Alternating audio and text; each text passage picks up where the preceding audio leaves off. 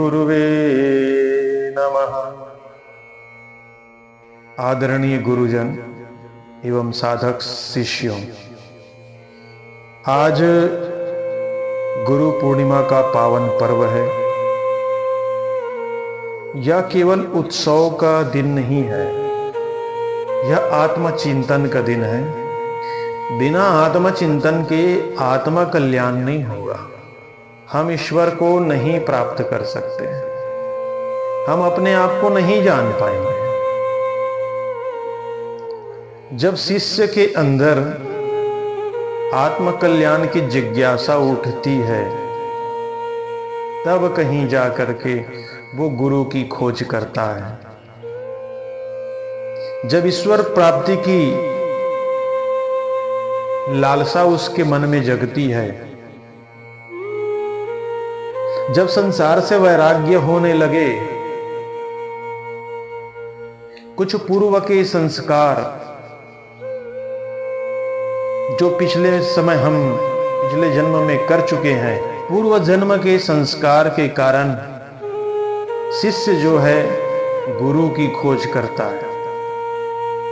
भगवान उसके अंदर एक प्रेरणा देती है कि भैया, पिछले जन्म में तुमने जो जप तप स्वाध्याय सत्संग किया है, जिसके कारण उस सत्संग स्वाध्याय और आत्म कल्याण को बढ़ाने के लिए ईश्वर उसके अंदर कुछ जानने की,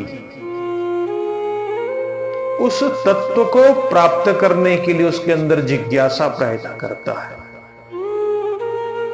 क्योंकि संसार में भगवत तत्व के अलावा और कोई भी तत्व नहीं है। भगवान के अलावा, ईश्वर के अलावा, परमात्मा के अलावा, चाहे तुम जो बोल लो, उसके सिवाय संसार में और कुछ भी नहीं है। ये संसार में जो कुछ भी दिख रहा है, ये सब नाशवान है। ये आज नहीं तो कल सब नाश होना ही है। चाहे मैं हूं, आप हो, चाहे कोई भी हो, ये सब हम मिटने वाले, स्थायी नहीं है। लेकिन हम इसी को स्थायी मान करके बैठे हुए हैं। जो दिख रहा है उसे हम स्थायी मान करके बैठे हैं, उसको पकड़ना चाहते हैं और पकड़ना चाहते हैं। तो पकड़ता कोई नहीं है, बल्कि उसके बंधन में और बंधता जाता है और बंधता जाता है।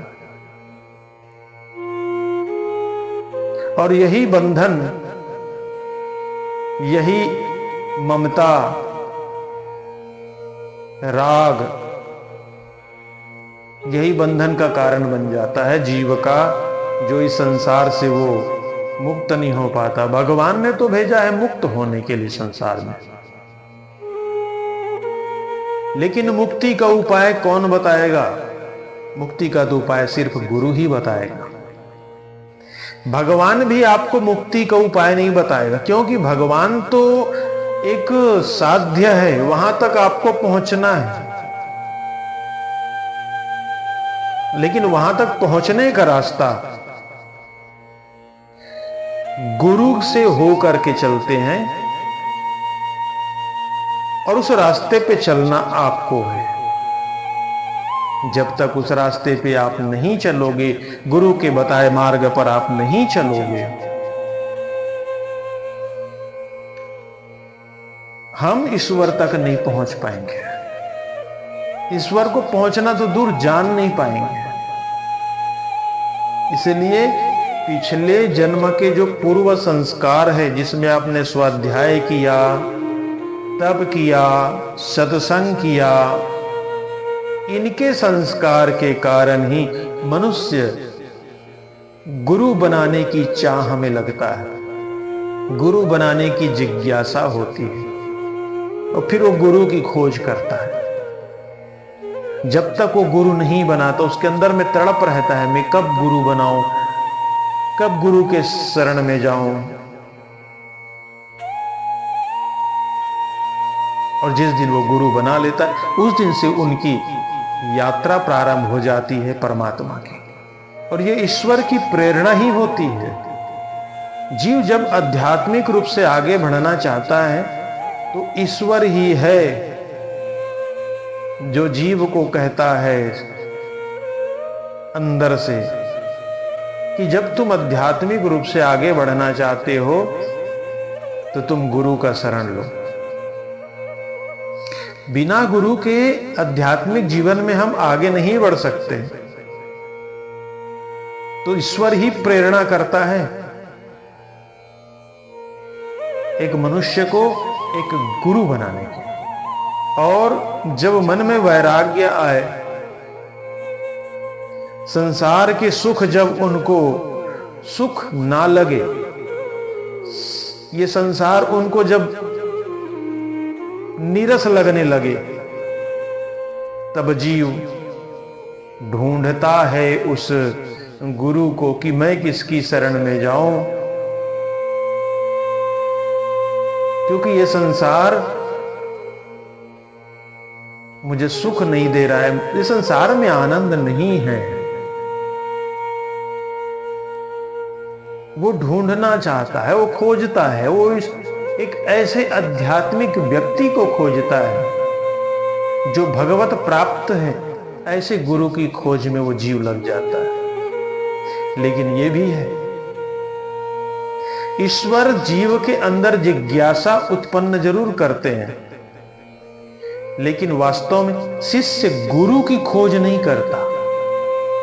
उसके अंदर तो एक मन में चलता रहता है, ऐसा क्या करूं, ये संसार मुझे नीरस लगने, मैं क्या करूं क्या करूं। जब इस प्रकार की एक जीव के अंदर जिज्ञासा उत्पन्न होती है, तड़प होती है, बेचैनी होती है, तो ईश्वर ही गुरु को प्रेरणा देता है, शिष्य योग्य है। तब गुरु शिष्य की खोज स्वयं करता है। खोज कैसे करता है? ईश्वर ही उस जीव को उसके हृदय में बैठकर उस गुरु के नजदीक लेके चला जाता है। किसी भी प्रकार के बहाने से उस गुरु से उनको मिलवा देता है, जिससे उनका कल्याण होगा उसी से वो मिलवाएगा। तो गुरु ही शिष्य की खोज करता है और धीरे धीरे वो शिष्य भटकते भटकते भटकते उस गुरु के पास जुड़ जाता है, जो पूर्व में संस्कारवश जो स्वाध्याय तप आदि हमने जो किया है, उसके माध्यम से जीव गुरु के शरण तक पहुंच जाता है। और पहुंचने के बाद विनम्र भाव से, मधुर वाणी से, सरलता से जब जीव प्रश्न करता है गुरु से, तद विद्धि प्रणिपातेन परिप्रश्नेन सेवया। सेवया प्रश्न कैसे करें? बोले पहले सेवा, गुरु की सेवा, मधुर वाणी, संयम, सरलता, विनम्रता, ये सारे गुण जब हमारे और आपके अंदर होंगे, तभी गुरु आत्मकल्याण की बात बताएंगे। अपने शिष्य को आत्मकल्याण करने के लिए ज्ञान देगा। सेवया, परिप्रश्नेन सेवया, सेवा के बाद ही आप प्रश्न करें। ऐसा नहीं कि गुरु के पास गए और प्रश्नों की बौछार लगा दी। मधुर वाणी हो, गुरु सेवा हो। कि क्यों सेवा से?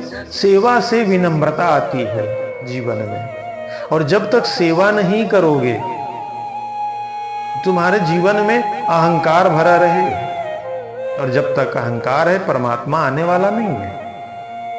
अहंकार से क्या होगा? हम गुरु से ही प्रश्न करना शुरू करते हैं। जब तक मन में अहंकार है, इतना याद रखना, शिष्य के मन में अगर अहंकार है, अरे वो तो मैं जानता हूं,